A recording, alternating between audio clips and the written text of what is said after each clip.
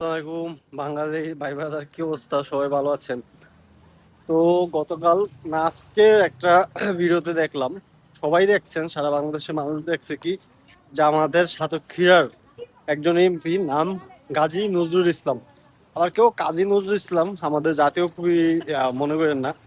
তো গাজী নজরুল ইসলামের একটা ভিডিও ভাইরাল হয়েছে, একটা 15-16 বছরের একটা মেয়ের সাথে হোটেল রুমে শ্বাস প্রশ্বাস নিতেছে আর কি। আমি অন্য ল্যাঙ্গুয়েজ ইউজ করলাম না।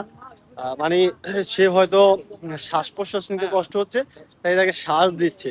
তো আমার কথা এটা না, আমার কথা হলো এই জামাতের এমপি, আমি নিশ্চিত উনি মামুনুল হকের অনুসারী। হ্যাঁ, মামুনুল হকের অনুসারী, 501 নম্বর রুমের অনুসারী। এখন আমার কথা সেটা না, কথা হইলো ভাই, একজন একজন এমপি, সংসদ সদস্যর সিকিউরিটি নাই?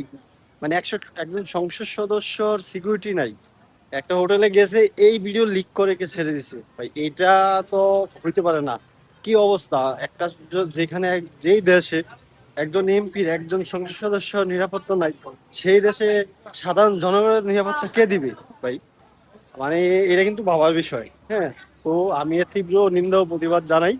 যদিও এখন সে দাবি করতেছে তার দ্বিতীয় স্ত্রী, সেম মামুনুল হকের কপি আর কি, কপি করতেছে। মামুনুল হক যেরকম ধরা পড়ার পর বলছিল দ্বিতীয় স্ত্রী, তো উনিও প্রথম বললো এআই, এখন বলে দ্বিতীয় স্ত্রী। যাই হোক, এটা বাদে আপনারা এটা নিয়ে সোচ্চার হন যে একজন এমপির নিরাপত্তা নাই, সে হোটেলে গিয়ে কি করছে না করছে সেটার ভিডিও, হ্যাঁ, সোশ্যাল মিডিয়ায় ছেড়ে দিল। এটার জন্য সোচ্চার হওয়া উচিত, কি বলেন?